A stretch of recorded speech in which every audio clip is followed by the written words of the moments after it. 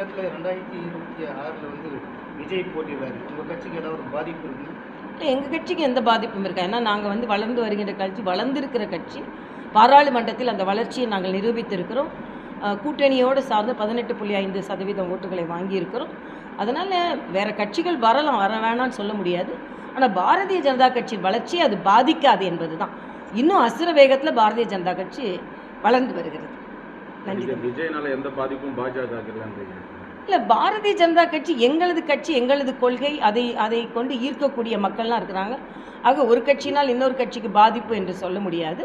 அவர்கள் ஒரு கட்சியை ஆரம்பிக்கிறார்கள், என் கட்சி ஆரம்பிக்கட்டும், கட்சியின் கொள்கை என்ன என்று மக்களுக்கு தெரியட்டும், நடைமுறை என்ன என்று தெரியட்டும்.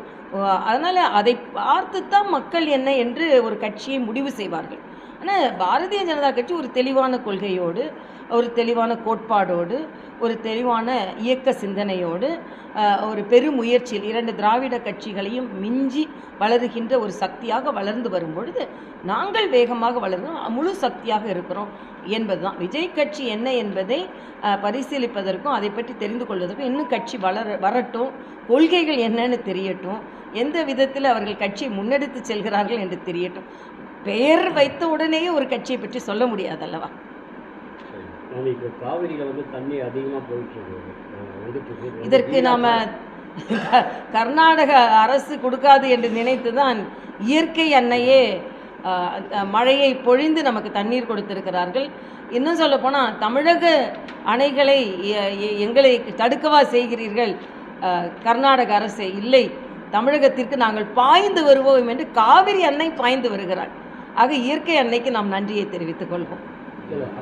தண்ணி வந்து வேஸ்டாக போயிட்டு அதனால அணைகள் கட்ட கூட யாரும் முன் வரல அப்படிங்கிற மாதிரி எதிர்கட்சிகள் எல்லாம் இப்போ சொல்லிட்டு இருக்காங்க. எதிர்கட்சிகள் என்ன குற்றச்சாட்டு வேணாலும் சொல்லலாம். ஆனால் தமிழ்நாட்டில் பல இடங்களில் கடலில் வீணாகும் தண்ணீர் பாதுகாத்து அதை அணைகளாக கட்டி கடலில் வீணாகாமல் தடுக்க வேண்டும் என்பது தான். ஏன்னா ஆக்சுவலாக நீங்கள் பார்த்தீங்கன்னா கோதாவரி தண்ணீர் அதிகமாக கடலில் கலக்கிறது.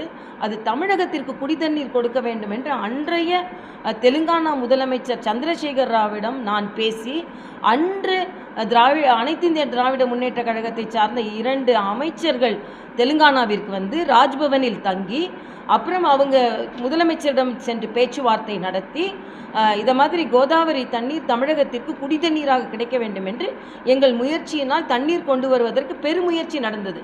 ஆனால் இன்று பல்லாயிரக்கணக்கான டிஎம்சி தண்ணீர் கடலில் கலக்கிறது. ஆக தமிழக அரசு அதற்கான முயற்சி முன்னெடுக்க வேண்டும். ஏன்னா கோதாவரி தண்ணீர் நமக்கு வந்து இப்போ போலவரம் ப்ராஜெக்ட்டுக்கு மத்திய அரசிடமிருந்து நிதி உதவி கிடைத்திருக்கிறது. அது ஆந்திரா தெலுங்கானாவுக்கும் பலன் தரும். இன்னும் சரியாக நாம் கணக்கிட்டால் தமிழகத்திற்கும் குடித்தண்ணீர் கிடைப்பதற்கு வாய்ப்பு இருக்கிறது.